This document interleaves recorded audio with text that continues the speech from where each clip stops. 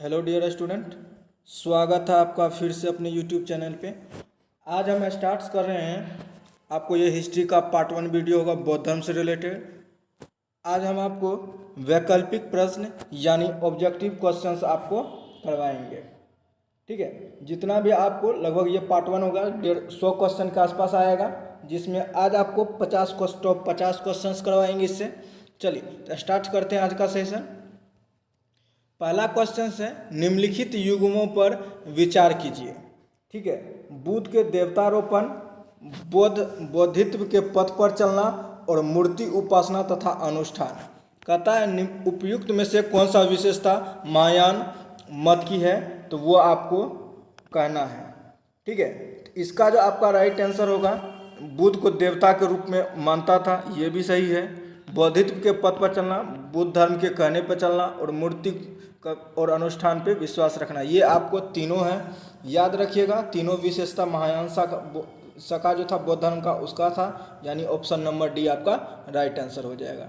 चलिए next question है, भारतीय इतिहास के संदर्भ में निम्नलिखित में से कौन सा भावी बुद्ध हैं जो संसार का रक्षा हेतु अवतरित होंगे, तो याद रखिएगा वो आपका हो जाएगा मैत्रेय। कौन सा? मैत्रेय।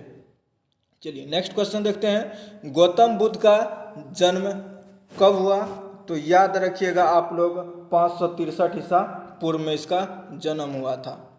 चलिए नेक्स्ट क्वेश्चन है, बुद्ध के जीवन की किस घटना को महाविनिष्क्रमण के रूप में जाना जाता है, तो याद रखिएगा आप लोग उनका गृह त्याग। क्या है? गृह त्याग को जो हम लोग कहते हैं महाविनिष्क्रमण कहते हैं। ठीक है, नेक्स्ट है, निम्नलिखित में से कौन एक अशोक का अभिलेख इस परंपरा की पुष्टि करता है कि गौतम बुद्ध का जन्म लुम्बिनी में हुआ था, तो याद रखिएगा रोमनदई स्तंभ अभिलेख। रोमनदई स्तंभ अभिलेख ये कहता है जो अशोक का जन्म जो है लुम्बिनी में हुआ था। नेक्स्ट क्वेश्चन है, ये यूपीपीसीएस 2013 का क्वेश्चन है, गौतम बुद्ध द्वारा अपने धर्म में दीक्षित किया जाने वाला अंतिम व्यक्ति निम्नलिखित में से कौन था, तो याद रखिएगा सुभद्र। सुभद्र जो था वो अंतिम आपको शिक्षित किए जाने वाला व्यक्ति था। नेक्स्ट है, बुद्ध द्वारा रूपांतरित निम्न व्यक्ति में से कौन सा अंतिम था, तो याद रखिएगा आप लोग इसका भी आपको सुभद्र है। ठीक है, सुभद्र। नेक्स्ट है, बुद्ध ने अपने जीवन की अंतिम वर्षा ऋतु कहाँ बिताई थी, तो याद रखिएगा वैशाली में। कहाँ बिताई थी? वैशाली में।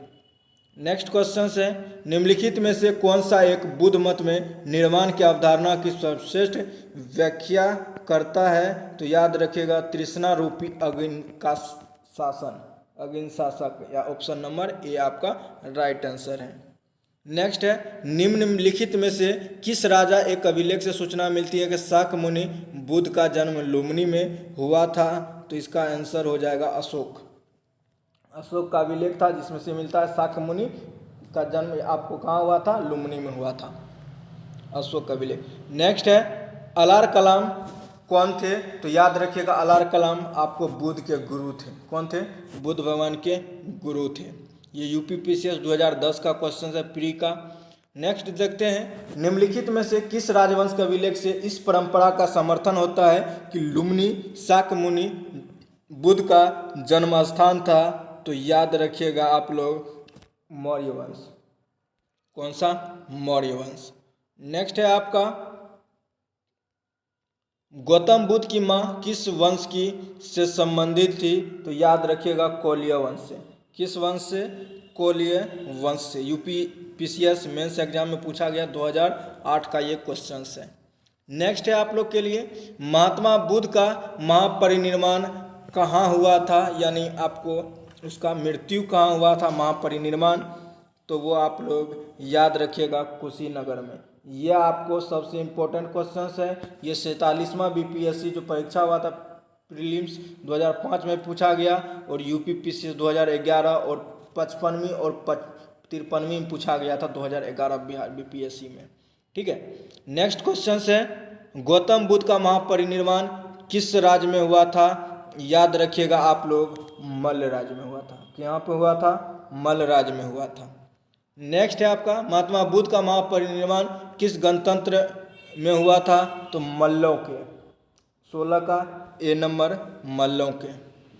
नेक्स्ट है महापरिनिर्वाण मंदिर अवस्थित कहाँ है, तो इसका राइट आंसर हो जाएगा कुशीनगर में। ठीक है, नेक्स्ट क्वेश्चन है निम्नलिखित में से कौन सा नाम बुध का दूसरा नाम है, पार्थ, पच्छन, मिहि और गुंडाकोश। ये सब में से कोई नाम नहीं है, यानी ऑप्शन नंबर ई हो जाएगा, इनमें से कोई नहीं। नेक्स्ट क्वेश्चन है महात्मा बुद्ध ने अपना धर्मचक्र परिवर्तन ज्ञान की प्राप्त जो हुआ था, उपदेश जो ज्ञान धर्मचक्र परिवर्तन के नाम से जाना जाता था, वो आपको दिया था सारनाथ में दिया था। पहला उपदेश जो दिया था वो सारनाथ में दिया था। ठीक है, उसी को धर्मचक्र परिवर्तन कहते हैं। नेक्स्ट है बुद्ध का जन्म कहाँ हुआ था, वो याद रखिएगा लुम्बिनी में हुआ था। कहाँ हुआ था, लुम्बिनी में हुआ था। ये भी आपको यूपीपीसीएस और एमपीपीसीएस में पूछा गया 2002 और 1992 का क्वेश्चन है। नेक्स्ट है निम्नलिखित में से राज्यों में से किसका जो है संबंध बुद्ध के जीवन से था, तो याद रखिएगा आप लोग, इसका राइट आंसर हो जाएगा सी नंबर, यानी 3 और 4 कौशल और मगध। कौशल और मगध से उसका जीवनी का संबंध था। नेक्स्ट है बुद्ध ने अपना पहला उपदेश कहाँ दिया था, तो याद रखिएगा कहाँ दिया था, सारनाथ में दिया था। नेक्स्ट क्वेश्चन है सारनाथ में अपना प्रथम प्रवचन किसने दिया था, तो याद रखिएगा महात्मा बुद्ध ने दिया था। कौन दिया था, महात्मा बुद्ध, तो इसका सी नंबर। नेक्स्ट क्वेश्चन है गौतम बुद्ध अपना प्रथम उपदेश कहाँ दिए थे, ये भी तो बता ही दिए, 24 सारनाथ में ही दिया था। और उसके बाद बुद्ध ने शाब्दिक उपदेश कहाँ दिए थे, तो याद रखिएगा श्रावस्ती में दिए थे। शाब्दिक उपदेश श्रावस्ती में दिए थे, 25 का हो जाएगा बी नंबर। ठीक है, नेक्स्ट क्वेश्चन देखते हैं ग्रंथों में उल्लिखित धर्मचक्र परिवर्तन है वो क्या है, तो याद रखिएगा सारनाथ में दिया गया प्रथम उपदेश धर्मचक्र परिवर्तन में। नेक्स्ट क्वेश्चन है बुद्ध कौशाम्बी किसके शासन काल में आए थे, तो वो याद रखिएगा 27 का बी नंबर उदयन के काल में, जिसने पाटलिपुत्रा का स्थापना किया था पटना शहर का, वहीं पर आप उसी शासन काल में बुद्ध कौशाम्बी आए थे। नेक्स्ट है धर्मचक्र परिवर्तन किया गया था सारनाथ में 28 का सी, ये यूपी लोअर सब डिविजनल में पूछा गया 2019 का क्वेश्चन है, तो ये भी आप लोग याद रखिएगा। ठीक है, नेक्स्ट है आप लोग का बुद्ध की मृत्यु के पश्चात बौद्ध संगीति की अध्यक्षता की गई, किसने किया था, महाकश्यप ने किया था। किसने किया था, 29 का आपको ए नंबर महाकश्यप। दूसरा कालाशोक, अशोक, उसके बाद अजातशत्रु करेगा। ठीक है, नेक्स्ट आप लोग देखिए प्रथम बौद्ध परिषद का संचालन निम्नलिखित में से किस एक ने किया था, तो याद रखिएगा आप लोग, इसका राइट आंसर हो जाएगा महाकश्यप ने किया था। ठीक है, नेक्स्ट है निम्नलिखित में से कौन बुद्ध के जीवन काल में संघ प्रमुख होना चाहता था, तो इसका राइट आंसर आपको हो जाएगा देवदत्त। ठीक है, नेक्स्ट है कनिष्क के शासन काल में बौद्ध सभा किस नगर में आयोजित किया गया था, तो इसका राइट आंसर आपको हो जाएगा कश्मीर में क्या गया था, कुंडलवन में, यानी कश्मीर में। नेक्स्ट क्वेश्चन है गौतम बुद्ध के बारे में निम्नलिखित में से क्या सत्य है, वे कर्म पे विश्वास रखते थे या आत्मा का शरीर में परिवर्तन मानते थे, निर्माण प्राप्ति में विश्वास रखते थे, ईश्वर की सत्ता में विश्वास रखते थे, तो इसका आपको राइट आंसर हो जाएगा ए नंबर, 1 2 3 सही है। ठीक है, नेक्स्ट क्वेश्चन है बौद्ध संघ में भिक्षुणी के रूप में स्त्री के प्रवेश की अनुमति किसके द्वारा दिया गया था और कहाँ पे दिया गया था, तो याद रखिएगा आप लोग, इसका राइट आंसर हो जाएगा वैशाली। कौन सा, वैशाली। नेक्स्ट क्वेश्चन है किस शासक के काल में चतुर्थ बौद्ध संगीति का आयोजन हुआ था, तो वो याद रखिएगा कनिष्क। किसके शासन काल में, कनिष्क के शासन काल में। नेक्स्ट है निम्नलिखित में से कौन सा बौद्ध पवित्र स्थल निरंजना नदी पर स्थित था, तो याद रखिएगा आप लोग, निरंजना नदी जो है वो 36 नंबर का है, तो इसका हो जाएगा बोध गया में। नेक्स्ट क्वेश्चन है सप्तकर्णी गुफा स्थित कहाँ है, तो सप्तकर्णी गुफा जो आपको अवस्थित है तो वो है राजगीर में अवस्थित है सप्तकर्णी गुफा। और उसके बाद बुद्ध के उपदेश किससे संबंधित है, तो याद रखिएगा बोध का जो उपदेश होगा वो आचरण से शुद्धता और पवित्रता से संबंधित है। ये भी आपको यूपीपीसीएस 1991 का क्वेश्चन है। उसके बाद है गौतम बुद्ध ने अपनी मृत्यु के उपरांत बौद्ध संघ के नेतृत्व के लिए निम्नलिखित में से किसे नामित किया था? तो इसका राइट आंसर हो जाएगा उपयुक्त में से कोई, नामित किसी को नहीं किया था। ठीक है, नेक्स्ट क्वेश्चन है अष्टांग मार्ग की संकल्पना अंग है किसका है? तो वो याद रखिएगा आप लोग, इसका राइट आंसर हो जाएगा धर्म चक्र परिवर्तन यानी सूत के विषय वस्तु का। नेक्स्ट क्वेश्चन है बौद्ध धर्म की शाखा औपचारिक रूप से किसके शासनकाल में प्रकट हुई? तो इसका राइट आंसर आपको हो जाएगा कनिष्क के शासनकाल में।